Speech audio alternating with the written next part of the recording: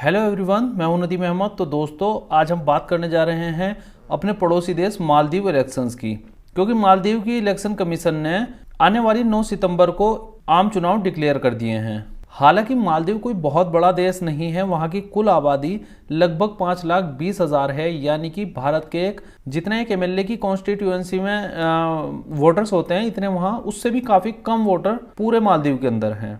यानी आप समझ सकते हैं 5-5 लाख की आबादी है पूरे देश की, और भारत के अंदर एक एक कॉन्स्टिट्यूएंसी में 5 लाख 6 लाख वोटर भी हो जाते हैं।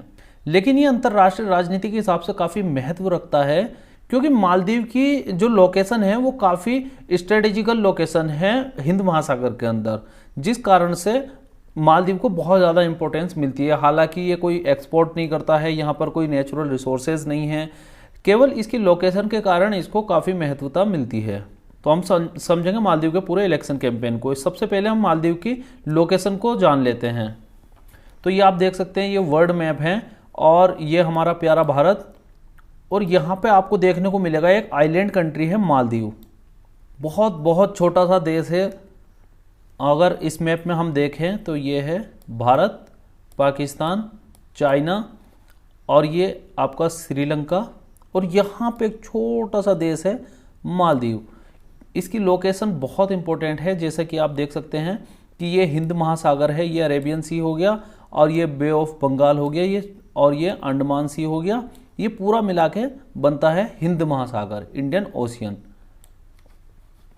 अब आप देख सकते हैं इतना बड़ा जो समुद्र है, और यहाँ कितने सारे देश हैं। यहाँ आप देख सकते हैं ये Indonesia, Malaysia, Cambodia, Myanmar, Bangladesh, Bharat, Pakistan, Iran, Oman, और ये दुबई, इधर यमन है, और इधर सारे अफ्रीकी देश हैं। तो मालदीव अपनी स्ट्रेटेजिक लोकेशन के कारण काफ़ी इम्पोर्टेंट हो जाता है।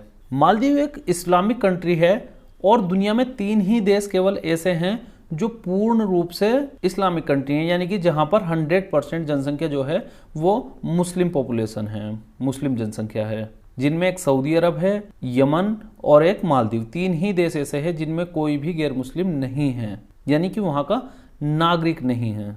इसके अलावा मालदीव सार्क का भी मेंबर है। सार्क के बारे में अगर आपने सुना हो तो ये south Asian association for regional cooperation है, जिसमें भारत, पाकिस्तान, बांग्लादेश, अफगानिस्तान, श्रीलंका, मालदीव और नेपाल शामिल हैं। ये आप देख सकते हैं, ये है भारत का नक्शा और ये है मालदीव का नक्शा। ये आप देख सकते हैं किस तरह से बसा हुआ है। ये मालदीव की राजधानी है माले। मालदीव कुल 1200 आइलैंड का एक समूह है। 1200 आइलैंड है, इसमें छोटे बड़े का ज़्यादातर छोटे ही आइलैंड है, उसमें कोई इतना बड़े एक भी कोई बहुत बड़ा आइलैंड नहीं है। और यहाँ पर केवल एक ही एयरपोर्ट आपको मिलेगा, वो भी केवल मालदीव की राजधानी माले में। यहाँ पर मैं आपसे एक सवाल करूँगा जिसका जवाब आपको कमेंट करके बताना है कि भारत में कुल कितने आइलैंड है। भारत में भी काफ़ी सारे आइलैंड हैं, जैसे अंडमान निकोबार हमारा पूरा एक आइलैंड राज्य है, जिसमें 100 से भी ज़्यादा आइलैंड हैं। इसके अलावा लक्षद्वीप जो है, लक्षद्वीप में भी काफ़ी सारे आइलैंड हैं, और केरला के आसपास में आइलैंड हैं, गुजरात, महाराष्ट्र, इन सब राज्यों के आसपास में आइलैंड है। इसके अलावा जो राम सेतु है, राम सेतु एडम ब्रिज के पास में भी काफ़ी सारे आइलैंड हैं। और हमारे पूर्व राष्ट्रपति जो हैं APJ Abdul Kalam, missile man, वो भी एक आइलैंड से ही आते थे। तो आपको जवाब में बताना है कि भारत के पास कुल कितने आइलैंड हैं। तो ये आप देख सकते हैं, ये है मालदीव के आइलैंड। बहुत ही खूबसूरत आइलैंड हैं मालदीव के, और मालदीव को सबसे ज़्यादा रिस्की देश बताया जाता है, जो कि आने वाले भविष्य में जिसकी सबसे ज़्यादा उम्मीद है कि ये देश दुनिया के नक्शे से मिट जाएगा। इसकी वजह यह है कि मालदीव की जो ज़मीन है वो समुद्र तल से केवल 1.5 मीटर ही ऊपर है। और आप समझ सकते हैं कि अगर अंटार्कटिका से जो ग्लेशियर्स हैं वो अगर पिघलते हैं और समुद्र का लेवल बढ़ता है, तो केवल 1.5 मीटर समुद्र का लेवल बढ़ने पर पूरा मालदीव हमेशा के लिए ख़त्म हो जाएगा। काफ़ी खूबसूरत देश है वैसे ये, और इसकी जो इकोनॉमी है वो 28% केवल टूरिज्म पर ही निर्भर करती है। काफ़ी लोग इंडिया से भी हॉलिडे मनाने के लिए मालदीव जाते हैं, क्योंकि मालदीव जाना सबसे पहले तो बहुत आसान है, और दूसरा मालदीव में कम खर्चा आता है, और भारतीयों के लिए तो काफ़ी हद तक बहुत ही ज़्यादा बेहतर है। ये आप देख सकते हैं, ये है मालदीव के पूर्व राष्ट्रपति अब्दुल्ला यामीन, इनका जिक्र हम आगे करेंगे। ये आप दोनों व्यक्ति जो हैं इनके इर्द गिर्द ही मालदीव की पूरी राजनीति घूम रही है फिलहाल के दौर में। ये हैं मौजूदा राष्ट्रपति इब्राहिम मोहम्मद सालेह और ये हैं पूर्व राष्ट्रपति अब्दुल्ला यामीन। 2013 से 2018 तक ये व्यक्ति मालदीव का राष्ट्रपति रह चुका है और इस समय 2018 से अब तक इब्राहिम मोहम्मद सोलेह राष्ट्रपति बने हुए हैं। इसके अलावा ये जो व्यक्ति है ये आप देख सकते हैं, ये है मालदीव के पहले राष्ट्रपति मोहम्मद नासीद। तो मोहम्मद नासीद जो हैं वो इब्राहिम मोहम्मद सालेह की ही पार्टी के मेंबर हैं, यानी कि पहले इसी पार्टी से, एमडीपी पार्टी का नाम है मालदीव डेमोक्रेटिक पार्टी, जिसके राष्ट्रपति इस समय इब्राहिम मोहम्मद सोलेह हैं। इसी पार्टी से पहले मोहम्मद नासीद रह चुके हैं जो कि 2008 से 2012 तक रहे थे। ये लोकतांत्रिक मालदीव के पहले राष्ट्रपति हैं। इससे पहले वहाँ पर डिक्टेटरशिप थी और इनके बाद में बने थे अब्दुल्ला यामीन, जिनकी पार्टी का नाम है प्रोग्रेसिव मालदीव पार्टी। लेकिन इस समय जो है वो अब्दुल्ला यामीन और इब्राहिम मोहम्मद सालेह के बीच ही मुकाबला है। हालांकि पिछली बार के इलेक्शन में इब्राहिम मोहम्मद सालेह ने काफ़ी अच्छी जीत दर्ज की थी, लेकिन इस बार काफ़ी कड़ी टक्कर दोनों नेताओं के बीच में देखने को मिल रही है। इसमें अब एक चीज़ और यहाँ पे हमें समझनी होगी कि जो मालदीव है, मालदीव का इलेक्शन सबसे ज़्यादा जो चर्चा में रहता है वो चीन और भारत की वजह से चर्चा में रहता है। इसकी पीछे की वजह यह है कि ये जो व्यक्ति हैं अब्दुल्ला यामीन जब भी राष्ट्रपति बनते हैं तो मालदीव प्रो चाइना हो जाता है, लेकिन जब इब्राहिम मोहम्मद सोलेह राष्ट्रपति बनते हैं तो मालदीव प्रो इंडिया हो जाता है, यानी कि इंडिया का दखल मालदीव में ज़्यादा हो जाता है। और जब अब्दुल्ला यामीन बनते हैं तो चाइनीज़ इन्वेस्टमेंट, चाइना के ही सारा मतलब चाइना का इंटरफेयर काफ़ी हद तक बढ़ जाता है। ये आप देख सकते हैं, ये है इब्राहिम मोहम्मद सालेह और ये हमारे देश के प्रधानमंत्री नरेंद्र मोदी।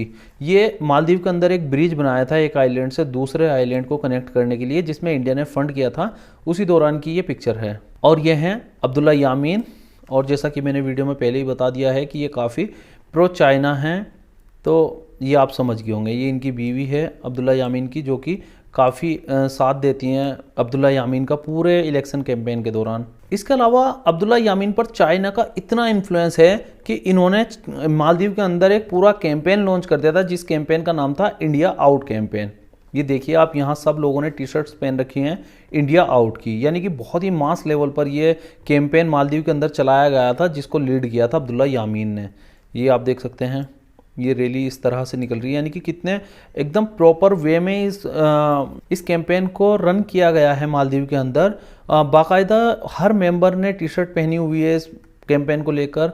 ये आप देख सकते हैं, काफ़ी बड़ी संख्या में नौजवान भारत के खिलाफ मालदीव में सड़कों पर उतरे थे, जिसके चलते अब्दुल्ला यामीन को काफ़ी अच्छी बढ़त मालदीव के अंदर मिली है। हालांकि भारत ने ऐसा कुछ भी मालदीव के अंदर नहीं किया है, जिस वजह से वहाँ पर इंडिया आउट जैसे कैंपेन चलाए जा रहे हैं, जबकि भारत ने हमेशा मालदीव की मदद की है। एक समय तो मालदीव के अंदर ये कंडीशन हो गई थी कि मालदीव के अंदर पीने के पानी की बहुत ज़्यादा शॉर्टेज पड़ गई थी, जिस कारण से वहाँ पर लोग प्यासे मर रहे थे, और उस समय भारत ने ही मालदीव को पानी तक पहुँचाया था। ये लगभग 4-5 साल पुरानी बात है। इसके अलावा जब साल 2020 में कोरोना काल आया था, तब भी मालदीव की इकोनॉमी ने बहुत ज़्यादा सफ़र किया था, और उस समय भी भारत ने मालदीव की मदद की थी, क्योंकि मालदीव की इकोनॉमी टूरिज़्म बेस्ड है और टूरिज़्म पूरी दुनिया में ही लगभग ख़त्म हो चुका था, जिस कारण से मालदीव की इकोनॉमी को बहुत ज़्यादा सफ़र करना पड़ा था। और उस समय भारत ने मालदीव की काफ़ी सहायता की थी। मालदीव ने वहाँ पर वैक्सीन भी पहुँचाई थी, फ्री वैक्सीन पहुँचाई थी, और इसके अलावा समय समय पर भारत मालदीव की मदद करता रहता है। ये आप देख सकते हैं, ये इलेक्शन 2019 का रिजल्ट है। जो इब्राहिम मोहम्मद सालेह की पार्टी थी, मालदीव डेमोक्रेटिक पार्टी, उसने 65 सीट जीती थी, जबकि प्रोग्रेसिव पार्टी ऑफ मालदीव जो है, मालदीव की प्रोग्रेसिव पार्टी यानी जिसके अध्यक्ष अब्दुल्ला यामीन हैं, उनकी पार्टी ने केवल 5 सीट ही जीती थी। टोटल मालदीव के अंदर 87 सीट्स हैं, जो वहाँ पे एमपी की सीट हैं। यहाँ की पार्लियामेंट को मजलिस कहा जाता है। बाकी नेक्स्ट चुनाव की तारीख जो है वो 9 सितंबर डिक्लेयर की गई है। तो देखते हैं आगे मालदीव में क्या होता है, प्रो इंडियन सरकार बनती है या फिर प्रो चाइनीज़ सरकार बनती है। हालांकि चाइना का दखल जिस भी देश में हुआ है, जैसे आप देख सकते हैं पाकिस्तान, म्यांमार, श्रीलंका, लाओस, ये सारे ही देश जिन जिन देशों में प्रो चाइना गवर्नमेंट्स बनी हैं वो ज़्यादातर आज सफ़र कर रहे हैं। लेकिन जहाँ भी भारत ने जहाँ पर भारत का इन्फ्लुएंस रहा है वहाँ पर अच्छी कंडीशन है, वहाँ पर लोग अच्छा चल रहे हैं। जैसे बांग्लादेश आप ले लीजिए, बांग्लादेश ने ज़्यादातर भारत का पक्ष लिया है। जब से बांग्लादेश आज़ाद हुआ है साल 1971 से, तब से ही बांग्लादेश ने ज़्यादातर प्रो इंडिया नीति अपनाई है, जिसके चलते बांग्लादेश आज आप देख सकते हैं कि साउथ एशिया में सबसे ज़्यादा पर कैपिटा इनकम वाला देश बन गया है। इसके अलावा भूटान भी प्रो इंडिया ही रहा है, और देख सकते हैं कि भूटान के अंदर जो वहाँ पर हैप्पीनेस इंडेक्स में भी भूटान काफ़ी अच्छा प्रदर्शन करता है। इसके अलावा वहाँ पर जो हंगर इंडेक्स है उसमें भी बेहतर प्रदर्शन है भूटान का। फिलहाल जो पिछले 5 साल से मालदीव में सरकार है वो काफ़ी हद तक भारत का साथ देती है, भारत से अच्छे रिश्ते हैं। बाकी हम इन इलेक्शंस के बाद में देखेंगे कि वहाँ पर किसकी सरकार बनती है। इलेक्शन के टाइम पर इस टॉपिक पर एक पूरी डिटेल्ड वीडियो आएगी, जिसमें हम लगभग सभी पार्टी और सभी कैंडिडेट्स के बारे में समझेंगे। तो दोस्तों बने रहिए आप हमारे चैनल के साथ, चैनल को सब्सक्राइब कर लीजिए और वीडियो को लाइक करें। मिलते हैं नेक्स्ट वीडियो में। जय हिंद, जय भारत।